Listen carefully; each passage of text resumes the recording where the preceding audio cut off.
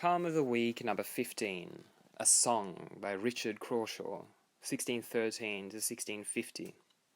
First published on the 7th of November, 2021. A Song.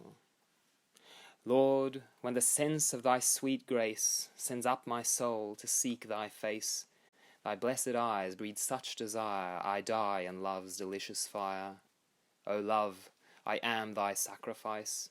Be still triumphant, blessed eyes, still shine on me, fair suns, that I still may behold, though still I die.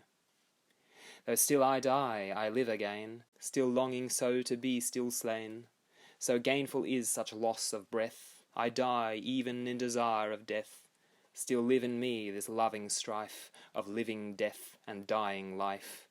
For while thou sweetly slayest me, dead to myself, I live in thee.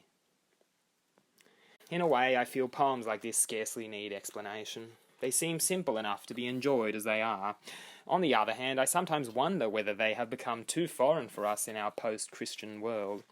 As a teacher, one of the most frustrating things I have to work against when teaching anything that is even remotely historical is the general unfamiliarity, or if I may be so crude, disregard, of reference points that have until recently been taken for granted.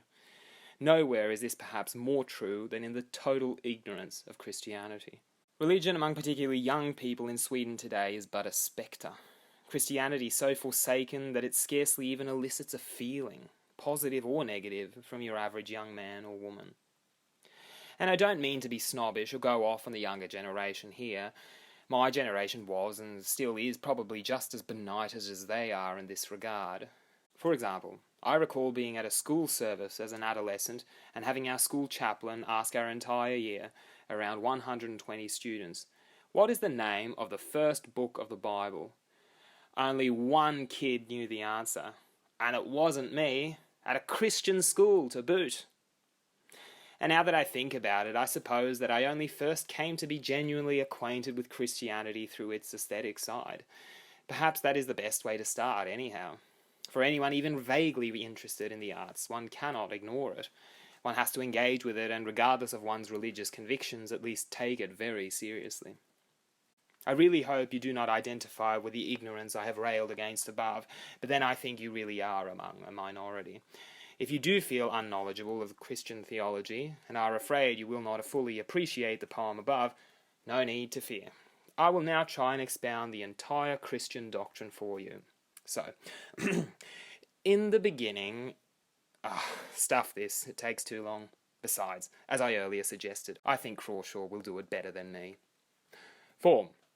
2 stanzas with 8 lines in each. The lines are written in iambic tetrameter. The poem is really aptly titled Song. Whether there was any music ever written to this, I do not know, but it is sufficient to read it out loud and delight in the mellifluous cadences of the verse. Note the repetitions and the consonants and assonants that appear in just about every single line. Analysis. I don't know if this poem was written on Crashaw's deathbed, but the primary theme of the poem is the reconciliation of life and death. This happens in the union with the divine. The first stanza tends to be more of a supplication. He addresses God and expresses his hope that in death there will be enough life left to see him. Quote, "Be still triumphant, blessed eyes, still shine on me, fair suns, that I still may behold, though still I die." End quote. The second stanza does not address God.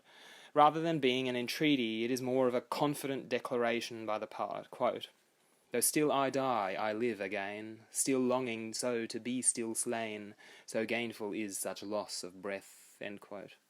One of the most powerful aspects of the poem is how it unites opposing images. Life in death, joy in pain, love in anguish. This is English Baroque at its Baroquest. Look at the examples below.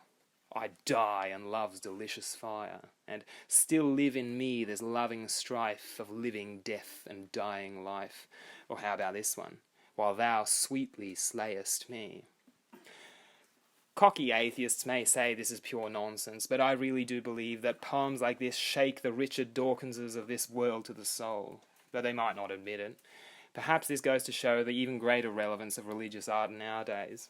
It is the last, unassailable manifestation of the supernatural left to us.